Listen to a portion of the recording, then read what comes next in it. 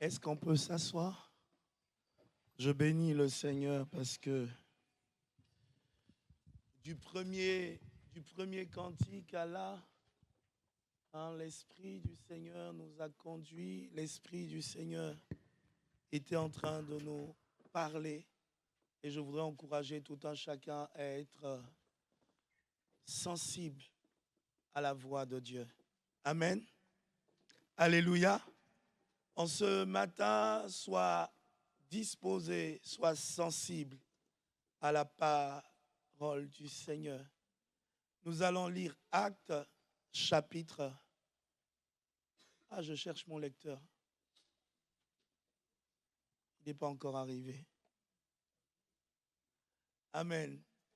Mais comme il n'est pas encore arrivé, ça sera le tour de quelqu'un d'autre de lire ce matin. Actes chapitre 28, à partir du verset 1.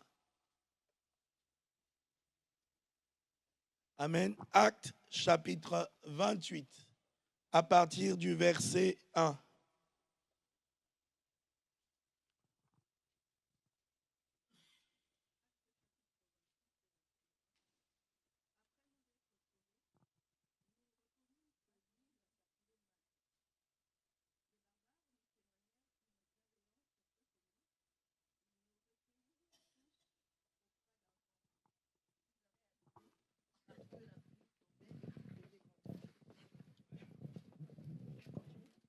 Oui, vas-y, recommence pour ceux qui nous suivent en direct, s'il te plaît.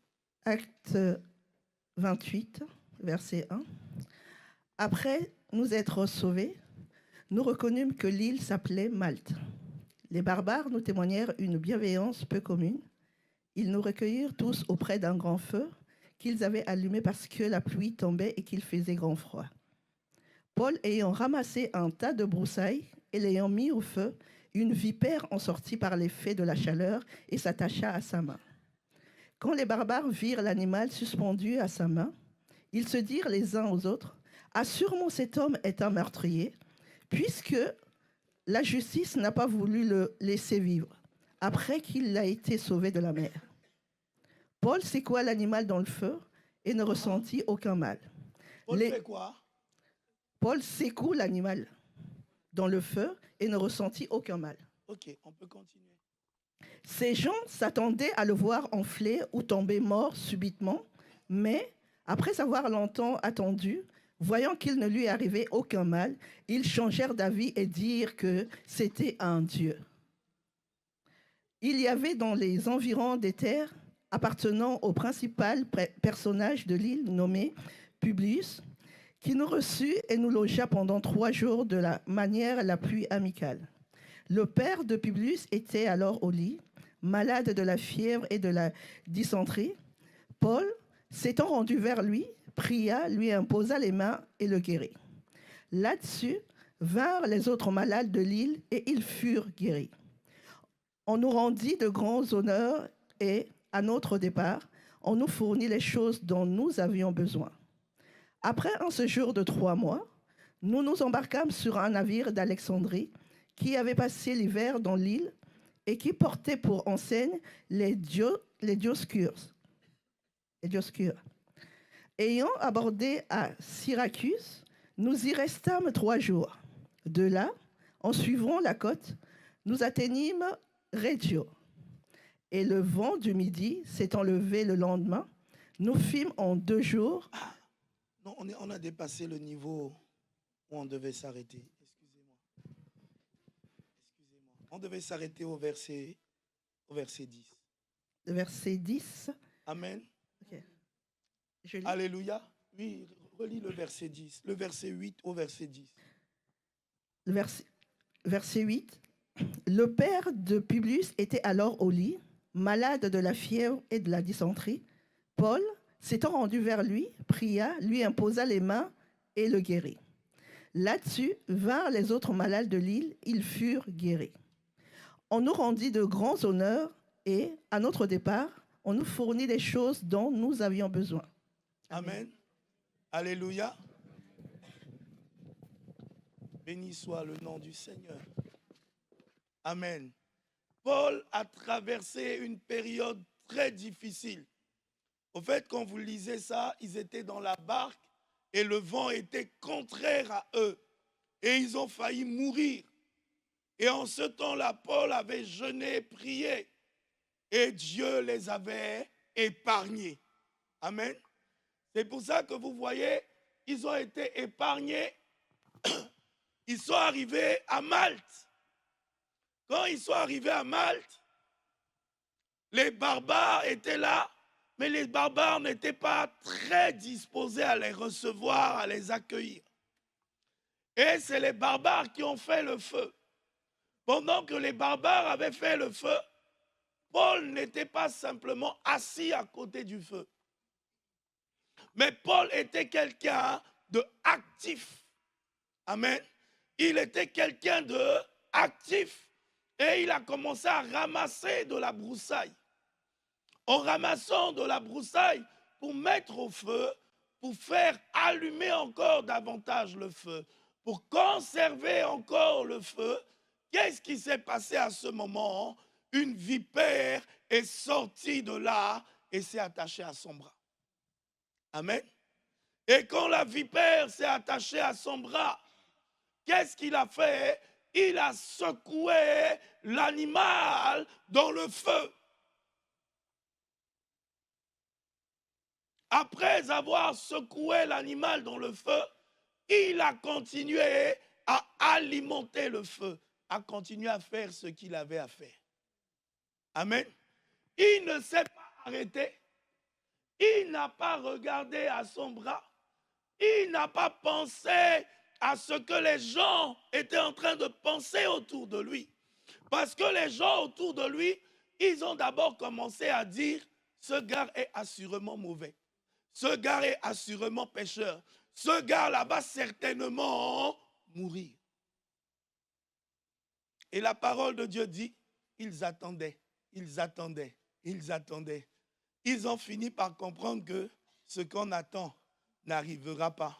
Je suis en train de te dire, qu'importe les plans, des projets de l'ennemi, qu'importe ce que le serpent est en train de faire, qu'importe ce que les gens autour de toi attendent, ce qui est sûr, cela n'arrivera pas. Tu ne mourras pas, tu vivras, tu raconteras les œuvres de l'Éternel. Tu ne mourras pas, tu vivras, tu parleras de l'Éternel. Qu'importe ce qu'on attend autour de toi, ces hommes étaient là, en train d'attendre, de cogiter, en train de parler l'un à l'autre.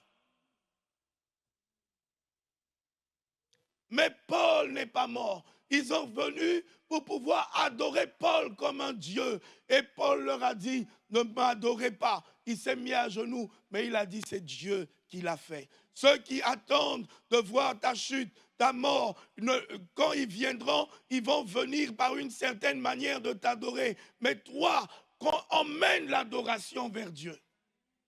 Le secret de la longévité, le secret de la progression, le secret d'aller loin avec Dieu, le secret de ne pas tomber, c'est d'emmener l'adoration à Dieu.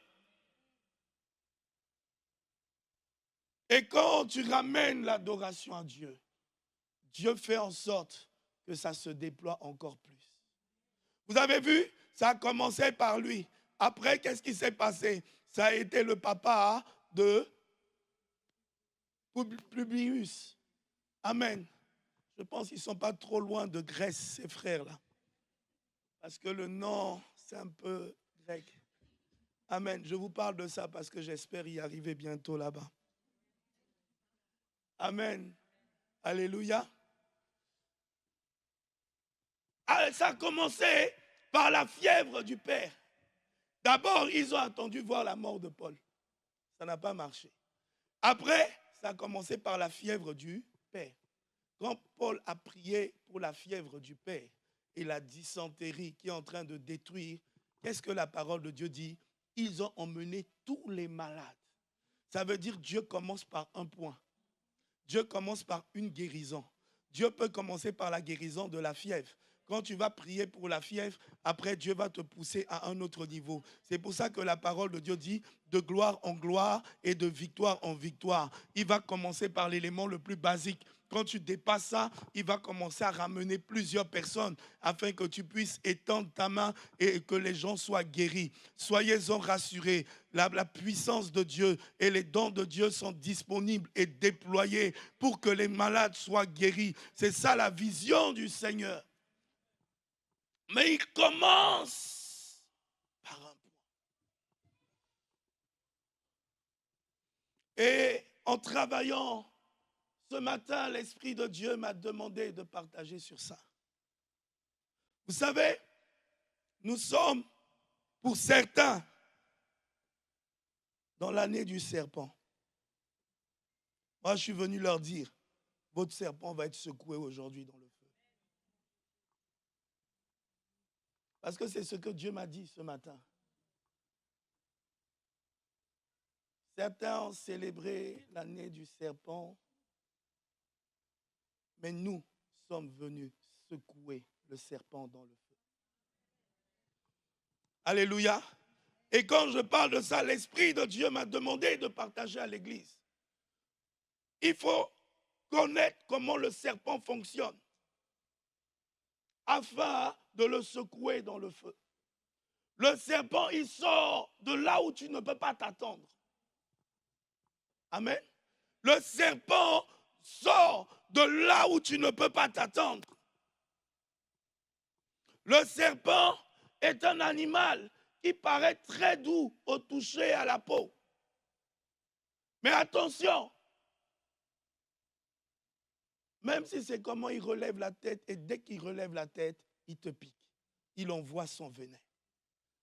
Le serpent circule et se faufile en douceur. Et le diable a fait ça avec Ève. Il est venu gentiment, tranquillement parler à Ève en détournant la parole du Seigneur. Amen. Il savait bien que Dieu a dit de manger de tous les fruits, mais en ce qui concerne celui-là, de ne pas le manger. Mais Satan est venu poser une question qui ouvrait une brèche. Est-ce que Dieu l'a vraiment dit? Pour moi, quand la question de est-ce que se pose, directement je vois l'ennemi. Est-ce que tu es vraiment chrétien? Est-ce que tu es vraiment fils de Dieu? C'est la question qu'il a posée à Jésus. Il est venu tranquillement. Il savait bien que Jésus est fils de Dieu. Il savait bien que Jésus pouvait changer la pierre en pain. Mais il est venu dire à Jésus, est-ce que vraiment tu es fils de Dieu? Si vraiment tu es fils de Dieu, démontre-le, change la pierre en pain. C'est lui qui a créé l'univers. C'est lui qui a créé l'univers. Il sait bien pourquoi il a créé la pierre.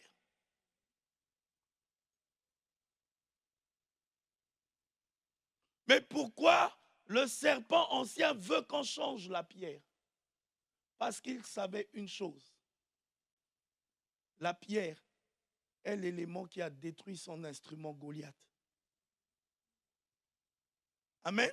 La pierre est l'instrument qui a écrasé la tête de Goliath.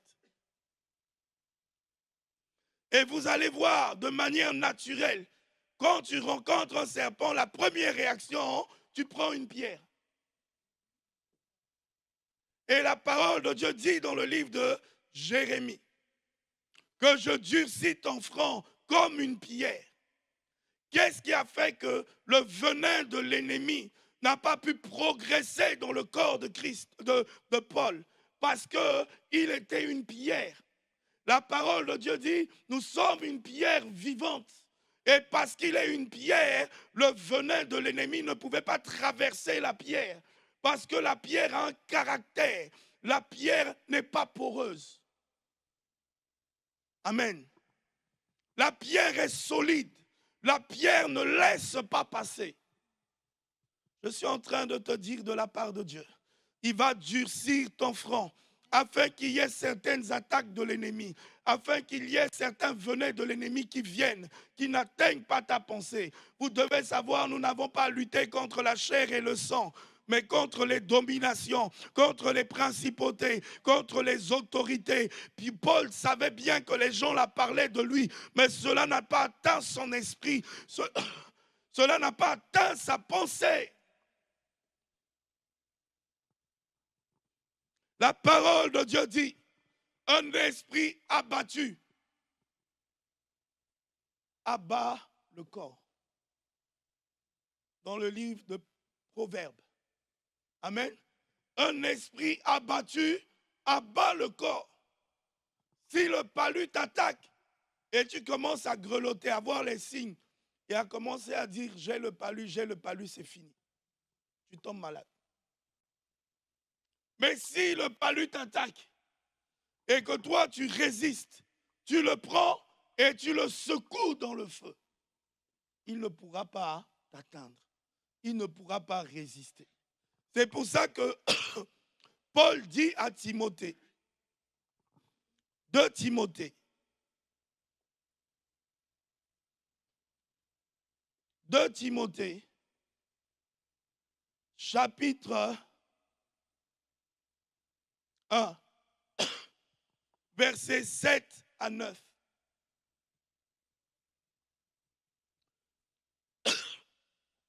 De Timothée, chapitre 1, versets 7 à 9. Je pense que le verset doit commencer un peu plus haut, qui dit « Rallume la flamme qui est en toi, que tu as reçue par l'imposition des mains des anciens. »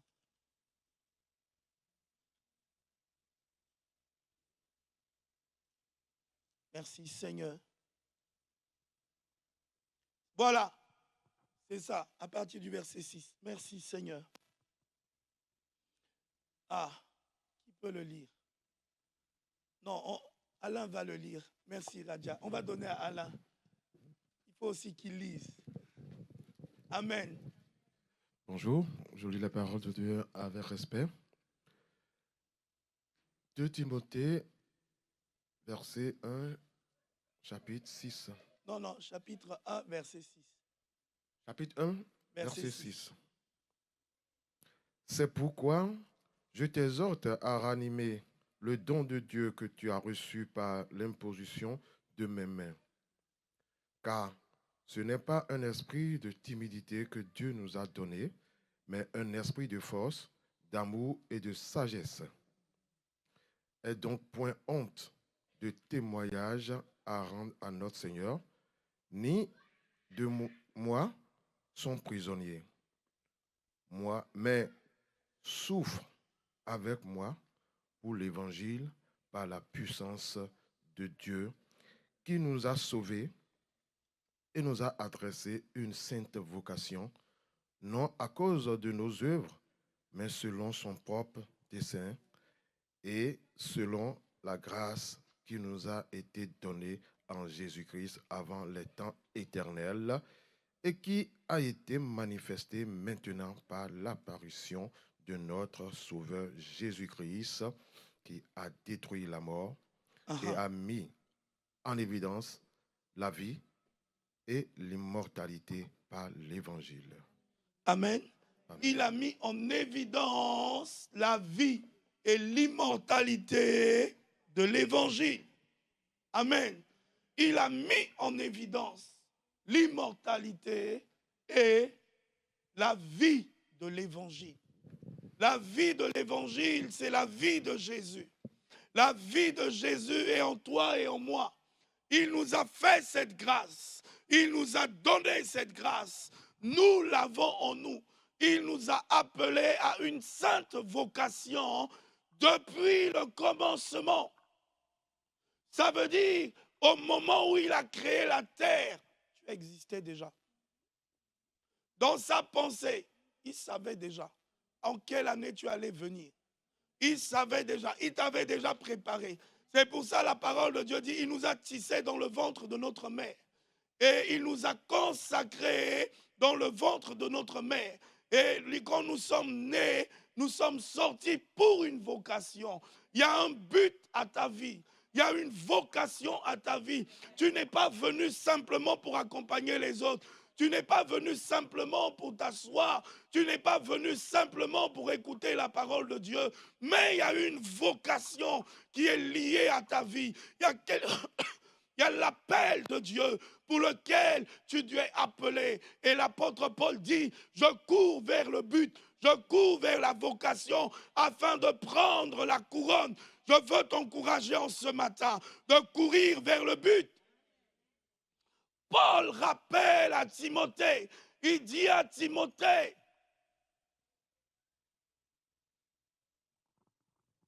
c'est pourquoi je t'exhorte de ranimer la flamme du don de Dieu qui est en toi. Dans ma version ici, c'est la flamme du don de Dieu. Donc, on va s'arrêter sur ma version. Amen. Alléluia. Vous savez, c'est comme ça que moi, je lis la parole du Seigneur. Je prends la version qui m'arrange le mieux. Amen. C'est pour ça que sur YouVersion, vous pouvez choisir différentes versions. Parce que chaque personne connaît en partie. Chaque personne qui a interprété la parole de Dieu connaît en partie. Et chacune se complète. Amen. Nous allons certainement voir ça dans les temps à venir quand on reviendra sur l'art de la méditation. Mais vous voyez, il dit, ranime la flamme qui est en toi. Paul, qu'est-ce qu'il a fait? Il a pris la broussaille pour allumer la flamme. Ce n'est pas n'importe quelle broussaille qu'on prend pour faire monter la flamme. Il faut choisir l'herbe sec. Si tu mets l'herbe humide, tu éteins la flamme. Donc, ce n'est pas n'importe quelle broussaille qu'on prend, n'importe quel feuillage qu'on prend. Il faut choisir le bon feuillage. Ève n'a pas choisi le bon feuillage. Elle a pris le feuillage qui lui était interdit. Et qu'est-ce que cela a fait? Cela l'a éloigné de Dieu. Il y a des feuillages qu'il ne faut pas prendre. Il y a des choses qu'il ne faut pas prendre. Ça ne va pas alimenter ta foi. Et lorsque je priais, le Seigneur me disait, regarde la femme, celle qui avait la perte de sang. Elle a entendu le témoignage. Elle n'a pas entendu n'importe quel témoignage. Elle est allée de lieu en lieu. Au lieu d'être guérie, ça s'est accentué. Au lieu d'être libérée, ça a continué à le faire. Remarquez une chose. Quelqu'un peut être malade du cancer sans le savoir. Le jour où on lui dit, tu es malade du cancer, c'est fini. Pourquoi? Le malin utilise la parole. La maladie, ça veut dire quoi? Le mal a dit. Donc, quand la parole rentre et que tu commences à croire, à cogiter, à l'accepter, ça fait effet en toi. Donc, il ne faut pas entendre toute parole. Quand ça vient, je discerne. La parole de Dieu nous dit de discerner la prophétie, de prendre ce qui est bon et de laisser ce qui est mal. Quand quelqu'un vient prophétiser, moi, c'est toujours comme ça que je prends. Je prends ce qui est bon et je laisse ce qui est mal. La parole de Dieu ne m'oblige pas à tout prendre. Elle me donne le droit de choisir. Amen. Dieu nous aime tellement qu'il nous laisse des portes de choix. C'est pour ça que d'habitude, je dis, si certaines personnes pensent que nous sommes dans les derniers temps, dans l'église de Laodicée, c'est pour eux. Ce n'est pas pour moi. C'est pour eux. Si c'était pour moi, Dieu allait me le dire. Amen. Parce que quand on lit Actes des Apôtres, Apocalypse, il y a les 7 églises. Pourquoi avoir choisi seulement l'église de Laodicée pour dire qu'on est dans ce temps? Quand vous lisez bien Apocalypse, ça ne veut pas dire qu'on est dans le temps de l'église de Laodicée. Les 7 églises, c'est pour dire la totalité des églises. Nous sommes ici plusieurs. Mes faiblesses ne sont pas tes faiblesses. Mes manquements ne sont pas les tiens. Chacun a ses faiblesses et ses manquements. Chacun a sa force et chacun a ses faiblesses. Alors pourquoi vouloir absolument dire? Et il y a beaucoup de gens qui disent ces enseignements-là sur les réseaux sociaux. Et beaucoup de chrétiens mettent leurs oreilles et écoutent. Et après viennent dire aux gens que nous sommes dans la fin des temps. Oui, nous sommes dans l'église de Laodicée. Non, la fin des temps a commencé depuis Actes des Apôtres. Il dit, dans les derniers temps, je répandrai de mon esprit sur toute chair. Amen.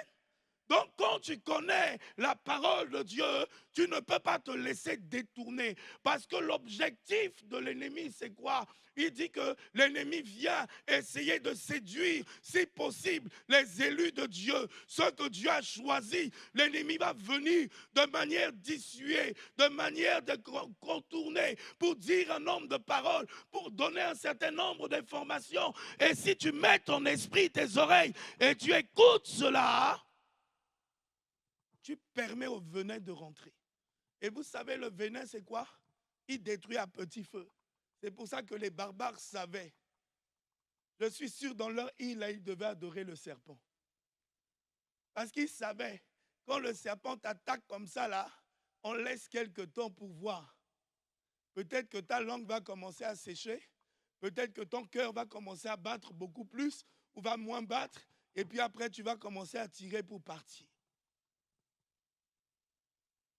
Ne laisse pas le venin de l'ennemi monter. Amen. Ne laisse pas le venin de l'ennemi monter. Le secret du serpent, vous savez, le serpent a une manière d'agir. Quand il lève la tête, il regarde à gauche, il regarde à droite. Le serpent aime souvent regarder à gauche et à droite, faire le contour, chercher là où il y a la faiblesse, frapper là où il y a la faiblesse. Le serpent essaye même, c'est lui qui a divisé Adam et Ève.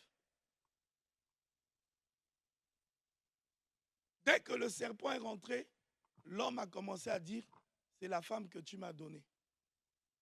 Amen. Dès que le venin du serpent est rentré, l'homme a commencé à accuser Dieu, à dire à Dieu, c'est toi qui m'as donné la femme. Et pourtant, au début, il avait dit, la chair de ma chair, l'os de mes os. Quand le serpent rentre, tu vas commencer à voir ses œuvres. Il va commencer à pousser à voir l'accusation et la faiblesse de l'autre. Dans les couples aussi, ça se passe. Quand tu commences à voir dans le couple que l'homme accuse la femme et que la femme accuse l'homme, il faut commencer à comprendre que le serpent est passé par là. Et quand tu sais que le serpent est passé par là, qu'est-ce qu'il faut faire? Il faut raviver la flamme. Il faut encore prier intensément. Il faut encore augmenter le temps de prière. Amen. Il ne faut pas dire, oh non, c'est pas grave, on laisse comme ça, ça va passer. Non, il faut traiter l'œuvre du serpent. Paul a continué à rallumer la flamme, à entretenir le don qu'il a reçu. Et là, il est dit, n'oublie pas d'entretenir le don que tu as reçu. N'oublie pas de prier en langue. N'oublie pas d'intercéder en langue. N'oublie pas de chanter en langue. N'oublie pas d'adorer en langue. N'oublie pas de prier encore intensément. N'oublie pas de te nourrir de la parole de Dieu. Amen. Quand tu vois les œuvres du serpent, ne laisse pas comme ça. Amen. Mais il faut le traiter. Et Paul dit, l'autre point, c'est que ce que tu as là, il faut le reconnaître. L'apôtre Paul dit, l'esprit que tu as reçu n'est pas un esprit de timidité. J'ai vu des gens qui ont vu le serpent. Quand ils voient le serpent, ils crient fort. Même ici, en France, si tu croises le serpent, je ne pense pas que tu vas dire « Oh, c'est un serpent ». Non, tu vas alerter les gens autour de toi. C'est pour ça que Paul dit « C'est un esprit de force. Le serpent, pour le faire fuir, ce n'est pas doucement et gentiment.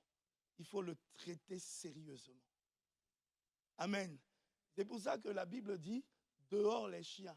Quand on dit dehors les chiens dans Apocalypse, ça veut dire qu'il faut lui intimer l'ordre d'aller dehors.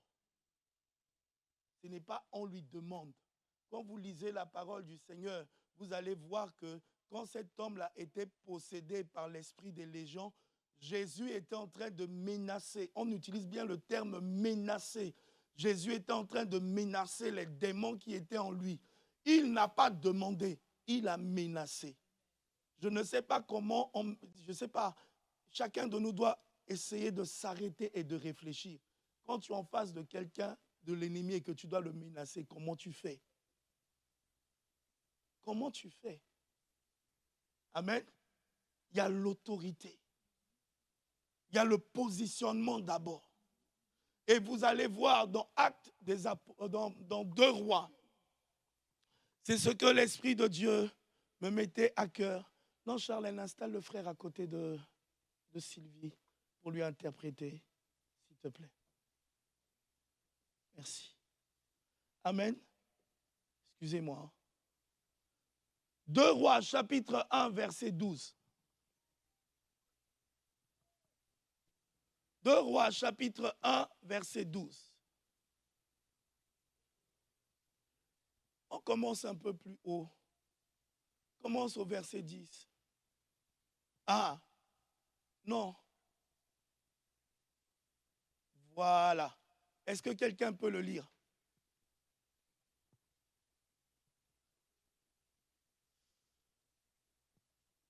Est-ce que quelqu'un peut le lire? Vas-y, vas-y. Attends qu'on te donne le micro, s'il te plaît.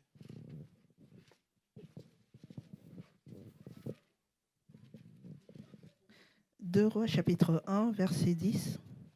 Si je suis un homme de Dieu, que le feu... Verset 11. Verset 11. Achazia envoya de nouveau vers lui un autre chef de 50 avec ses 50 hommes. Ce chef prit la parole et dit à Élie, « Homme de Dieu, ainsi a dit le roi, hâte-toi de descendre. » Et lui leur répondit, « Si je suis un homme de Dieu, que le feu descende du ciel et te consume, toi et tes 50 hommes. » Et le feu de Dieu descendit du ciel et le consuma, lui et ses 50 hommes. Amen. Alléluia. Quand vous revenez à cette histoire, Élie était sur la montagne avec les enfants des prophètes en train d'étudier le ministère prophétique et de prier. Et Achazia envoya des gens pour l'arrêter. Pourquoi? Parce que le roi là, quand il faisait ses plans pour attaquer Israël, Élie avait des passages de la part de Dieu, les messages. Et Élie disait au roi, voilà par où ils vont passer, voilà ce qu'ils vont faire. Et quand ils arrivaient, ils tombaient dans des embuscades. Amen. Le roi a dit, un conseil comme ça, il dit à tous ses conseillers, je ne comprends pas, depuis qu'on les attaque là, on n'arrive pas à les avoir. Dites-moi qui est celui parmi nous qui est en train de divulguer nos plans de l'autre côté. Et l'un des conseillers a dit, oh roi, il n'y a personne, mais il y a un homme de Dieu. Tout ce que tu dis ici, là, lui, il le sait.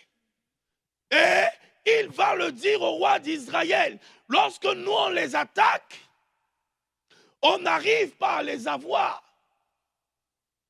Le roi dit, bon, donc celui qui fait que mes plans tombent dans l'eau, c'est cet homme. Emmenez-moi cet homme qui a les visions, afin qu'on puisse finir avec lui. C'est comme ça qu'ils sont allés. Il a d'abord envoyé un homme, un chef avec 50. Élie a demandé le feu et le feu les a consumés. Il a envoyé une deuxième fois. Amen. Quand tu es un homme et une femme qui a des visions, tu seras toujours attaqué. Quand tu es un homme qui reçoit des révélations, tu es un homme qui a le ministère prophétique, quand tu es un homme que Dieu utilise, quand tu es un homme que Dieu ouvre tes yeux, l'ennemi va toujours pousser son serviteur pour pouvoir envoyer des gens pour t'arrêter. Amen. Ce n'est pas parce qu'on sert Dieu qu'il n'y a pas de combat. Non, il y aura. Et il n'a pas envoyé un homme pour un homme. Il a envoyé un homme avec 5 autres hommes de guerre. L'ennemi ne va pas envoyer une seule attaque. L'ennemi ne va pas envoyer une seule flèche. L'ennemi ne va pas envoyer une seule situation. L'ennemi ne va jamais envoyer un seul truc, mais il va envoyer un nombre de choses. Plus tu es fort, plus l'ennemi va augmenter le nombre de ses armes afin de les envoyer contre toi. Mais toi, positionne-toi sur la montagne. Élie a compris que sa position, c'est sur la montagne. Lorsque Élie est sur la montagne, Élie est puissant. Lorsque Élie est sur la montagne, Dieu le garde. Lorsque Élie est sur la montagne, il peut demander le feu et le feu descend et consume. Sois sur la montagne. Il y a 2 positions. Il y a celui qui était comment dire, ce soldat, ce chef avec les 50, ils étaient en bas de la vallée. Ils n'étaient pas sur la montagne. Ils étaient en bas. Ils lui ont dit, à toi de descendre. Si Élie descendait à leur niveau, ils le prenaient. Amen. Je suis en train de te dire, face au combat, ne descends pas au niveau du combat. Je suis en train de te dire, face à l'adversité, ne descends pas au niveau de l'adversité. Je suis en train de te dire, face à un nombre de choses, élève encore ton niveau. Sois encore au-dessus, sois encore positionné en haut, sois encore au-dessus d'un nombre de choses. C'est là, quand tu es au-dessus, que tu peux faire descendre le feu. La parole de Dieu dit, nous sommes assis avec lui dans les lieux célestes et il fait de nos ennemis nos marchepieds. Quand tu es dans les lieux célestes,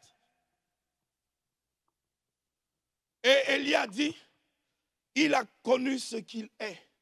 Il faut savoir ce que tu es. Quand tu sais ce que tu es, tu ne fais pas un nombre de choses.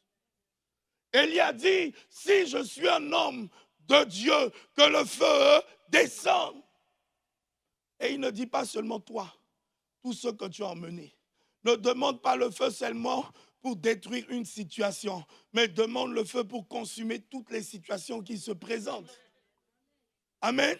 Demande le feu pour détruire toutes les situations qui se présentent. Si c'est la maladie, que Dieu détruise l'œuvre de la maladie. Si c'est les problèmes financiers, que Dieu détruise les problèmes financiers. Si c'est les problèmes du mariage, que Dieu détruise ces choses. Si c'est les soldats que l'ennemi a mis autour de toi pour te contrôler, pour te bloquer, que l'ennemi détruise cela. Si c'est l'ennemi emmène l'inquiétude, que Dieu détruise cela. Positionne-toi. Positionne-toi. Jésus, pour menacer le vent, ne s'est pas mis au niveau du vent, mais il s'est levé de la barque et il a levé la main et il a menacé le vent. Il faut savoir se positionner. Il faut savoir se positionner. Quand tu es en haut, rien n'est grand. Amen. Quand je faisais le vol, je pense, en 2022, quand j'étais parti pour refaire mes documents administratifs, je devais revenir. J'étais dans le vol, dans un vol, et je me mets rarement au niveau des hublots. Rarement. À regarder en bas. Et là, le jour-là, Dieu m'a dit, tu te mets là. Et quand on a fait le vol, Dieu a commencé à me parler. Dieu a commencé à me montrer les nuages. Dieu a commencé à me montrer, regarde, quand tu es en hauteur, même la montagne, là, ça ressemble à une petite pierre. La montagne devient une petite pierre. Quand tu es en hauteur, et Dieu a commencé à me dire, sois dans ce positionnement. Sois en hauteur. Quand tu es en hauteur, n'importe quelle difficulté, même les maisons devenaient minuscules. Et Dieu a commencé à m'enseigner. Et c'est là où je me suis dit, pour une fois, j'ai regardé, j'ai encore regardé. Et Dieu a commencé à travailler dans mon esprit. Et depuis ce jour, même si je prends un vol, même si je suis au bord de l'avion, ça ne me fait plus rien. Je n'ai plus de vertige, je n'ai plus peur. Non, ça ne me fait plus rien. Parce que le Seigneur m'a donné de dominer sur ces choses. Que le Seigneur te donne de dominer sur ce qui te fait peur. Que le Seigneur te donne d'être au-dessus, de marcher sur toute la puissance de l'ennemi. N'aie pas honte de témoigner. N'aie pas honte de déclarer. Témoigner ici, c'est déclarer. Ils l'ont vaincu à cause du sang de l'agneau et des paroles de leur déclaration. Quelle est ta déclaration ce matin? David dit, il dresse une table en face de mes adversaires, il oint d'huile ma tête et ma coupe déborde. Et il commence à déclarer, oui, le bonheur et la grâce m'accompagneront tous les jours et j'habiterai dans la maison du Seigneur. Je serai constamment dans la présence de Dieu. Je serai constamment sous l'abri du Très-Haut. Je serai constamment. Amen. N'aie pas honte de déclarer. N'aie pas honte de déclarer. Élie a déclaré, il a dit, si je suis. Il s'est positionné sur son identité. La première chose que l'ennemi va venir essayer de toucher, c'est ton identité. Il faut déclarer ton identité. La parole de Dieu dit qu'il a fait de nous un sacerdoce royal. Amen. Il a fait de nous des pierres vivantes. Que tu sois la pierre qui terrasse le défi, quel que soit le défi. David a vaincu Goliath d'abord par la parole. Il y a d'abord eu le combat des mots. C'est pour ça qu'il faut garder la parole. La parole de Dieu dit que la parole est l'épée de l'esprit. Quand tu as la parole en toi, tu as une épée. Et l'Esprit de Dieu vient saisir cette épée-là pour couper la tête du serpent, pour couper les œuvres de l'ennemi, pour briser les chaînes du diable, pour détruire les œuvres de l'ennemi. Il faut avoir la parole. Et il faut l'utiliser. L'épée, si elle est dans ta main et que tu ne l'utilises pas, elle ne fera pas effet. Il faut saisir l'épée et l'utiliser. C'est pour ça que Jésus dit, il est écrit. Il prend l'épée, il sort l'épée du fourneau et il utilise l'épée. Il faut saisir la parole et la déclarer. Il faut saisir la parole et l'annoncer. Dieu dit, si Dieu est pour nous, qui sera contre nous? Personne. Donc même si c'est le serpent, même si c'est le scorpion, même si c'est la puissance de l'ennemi, lorsque je prends ce verset, l'ennemi sait qu'il ne peut pas tenir. Amen. Quel qu'il soit, même il connaissait, Élie connaissait son positionnement. Il faut te positionner. Comment tu es face à l'adversité? Vous savez, les gens vont dire, ah, le serpent s'est attaché à sa main. Et vous voyez qu'est-ce qu'il y a derrière? Je suis venu te dire, après chaque bataille, il y a un grand butin. Après chaque bataille, il y a un grand butin. Arrête de regarder la bataille, regarde le butin. Arrête de regarder la bataille, regarde le butin. Parce que quand la bataille est forte et puissante, le butin est grand et puissant. Quand la bataille est difficile, le butin est lourd à porter. Regarde le butin qu'il y a derrière. La parole de Dieu dit, les épreuves que nous traversons actuellement ne sont pas comparables à la gloire à venir. Je suis en train de te dire, ne regarde pas à la bataille, mais regarde au butin. Derrière cette bataille, il y avait un grand butin. La parole de Dieu dit qu'ils leur ont fourni tout ce dont ils avaient besoin. Ils ont vécu des mois là. Ils ont eu à manger, à boire, ils ont eu les logements. Normalement, ils devaient dormir dehors. Ils ont trouvé une maison. Amen. quand tu témoignes et que tu sers le Seigneur par ton témoignage, tu trouves une maison. Tu trouves un lieu. Tu trouves le butin nécessaire. Derrière les batailles, ne t'arrête pas sur cela. Vous savez, l'objectif du diable, c'est de t'emmener à regarder que la bataille. Moi, depuis que j'ai appris ça, dès qu'il y a affaire de combat, moi, je regarde derrière. J'ai travaillé avec des collègues pour un truc de musique. Et ils étaient épatés. Parce que quand on travaillait ensemble, on travaillait 3 jours, je pense. En 3 jours, on faisait plus de 48 heures de travail. Et souvent, au 3e jour, c'est là où ça devient dur parce qu'on portait les Rangers et tout. Donc, le 3e jour, tu sens les pieds dans les Rangers devenir lourds. Et j'avais des collègues qui sortaient de l'armée et tout, et qui étaient épuisés, fatigués, se tenaient, se courbaient. Ils me demandaient, mais c'est quoi ton secret? Moi, le 3e jour, je pense seulement à la fin de l'heure et à l'argent qui tombe. Ah oui? Le 3e jour, je ne compte plus les heures, les minutes. Ah non, non, non, mes pensées sont parties déjà sur l'argent qui va rentrer dans mon compte. Amen. Parce que je sais qu'après le 3e jour, là, on finit, hein, on va nous faire le chèque, et puis c'est bon, ça va garnir mon compte. Donc, si je regarde à maintenant que je travaille là, je perds le temps. Moi, directement, dès que le 3e jour, moi, je pense à la fin et puis à l'argent. Amen. Alléluia. C'est pour te dire quoi? Et après, le Seigneur a commencé à m'enseigner. Ne te focalise pas sur le combat. Beaucoup de gens perdent le combat parce qu'ils se focalisent que sur le combat. La parole de Dieu dit, il a fait de nous plus que vainqueurs. Tu es plus que vainqueur. Pourquoi? Ça veut dire quoi? Non seulement tu es vainqueur, mais tu as le butin qui va avec.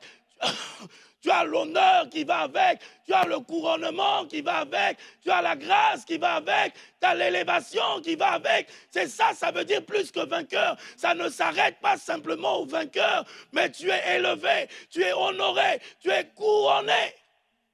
Et tu as tout ce dont tu as besoin. Amen. Et ça dans ton esprit. Que le Seigneur fortifie notre esprit. Nous allons nous tenir debout et prier. Qu'est-ce que l'ennemi emmène contre toi? Quel est le blocage que l'ennemi emmène? Quelle est la situation que l'ennemi a faufilée et qu'il a emmené dans ta vie? Ne laisse pas ça comme ça. Mais aujourd'hui, traite-le. Dis, je le secoue dans le feu. Aujourd'hui, rallume la flamme qui est en toi. Aujourd'hui, rallume le don qui est en toi. Aujourd'hui, rallume le don de prophétie. Rallume le don de vision. Rallume le don de guérison. Rallume le don de miracle qui est en toi. Rallume cela. Amaché, oui, dinse. Yendo babaché, oui, dinse. Il a utilisé l'insistance. Il a secoué avec insistance. Il n'a pas seulement secoué, mais il a secoué avec insistance. Ne laisse pas l'ennemi te bloquer. Ne laisse pas l'ennemi emmener des pensées en toi. Ne laisse pas l'ennemi te dire que Dieu t'a abandonné. Ne laisse pas l'ennemi te dire qu'il n'y a plus le don. Mais je suis venu te dire, de la part de Dieu, la flamme est allumée en toi. Le don est en toi. Rallume cela en ce matin. Rallume cela en ce matin. Rallume la flamme qui est en toi, que tu as reçue dans l'imposition des mains. Rallume la flamme qui est en toi, le don qui est en toi. Rallume-le, rallume ton courage, rallume, ravive cela. Alléluia. Yendo bababaché, monte encore sur la montagne, monte encore sur la montagne, c'est là où tu es victorieux, monte encore sur la montagne, c'est là où le feu descend, monte encore. Yeah, we Yendo Basha, where we decide, Randa Babasha, we decide, Randa Basha, we decide, Yamasha, we decide, monte encore,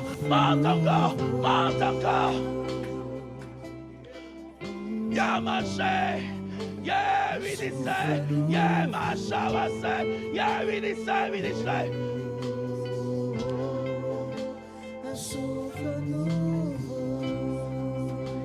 Dis avec moi, Seigneur, merci pour le don de l'Esprit que tu m'as donné en ce matin.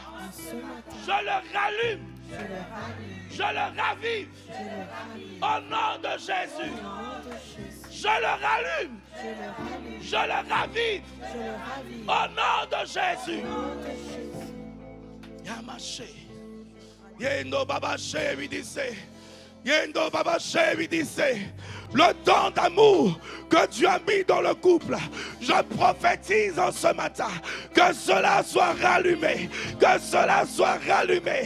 l'amour du premier jour soit rallumé, que la flamme du premier jour soit rallumée au nom de Jésus, au nom de Jésus, au nom de Jésus. L'œuvre de l'accusation, l'œuvre de l'accusateur est détruite au nom de Jésus. Je proclame ta victoire. Je proclame ta victoire. L'ennemi se met en fuite. Le serpent ne résiste pas. Il est secoué dans le feu. Il est secoué dans le feu. Il est secoué dans le feu. Il est secoué dans le feu. La maladie est secouée dans le feu, la maladie est secouée dans le feu, la maladie est secouée dans le feu, la maladie est secouée dans le feu, les problèmes sont secoués, ils sont secoués dans le feu. Merci. Merci. L'œuvre du serpent ne résiste pas. L'œuvre de l'accusateur, l'œuvre du destructeur, l'œuvre du voleur ne résiste pas. Ne résiste pas. Il ne résiste pas. Le feu descend du ciel et le consume comme il a consumé le soldat. Et c'est 50 sommeliers. C'est 50 soldats. L'œuvre du feu, le feu du ciel descend et consume le chef. Le chef qui régnait dans cette ville pour diviser les familles, pour séparer les familles, pour diviser le couple. Le feu de Dieu descend pour consumer. Le feu de Dieu descend pour consumer. Le feu de Dieu descend pour consumer. L'esprit de division, l'esprit de séparation qui naît dans les cœurs. Le feu, le feu, le feu, le feu, le feu, le feu, au nom de Jésus. L'esprit de Jézabel qui se lève pour tuer les faux prophètes, qui se lève pour tuer les prophètes. Je prie en ce matin, le feu de Dieu détruit l'œuvre de l'accusateur. On ne tuera plus les prophètes dans cette ville. On ne tuera plus les prophètes dans cette ville. On ne tuera plus les prophètes dans cette ville. On ne tuera plus les révélations. On ne tuera plus.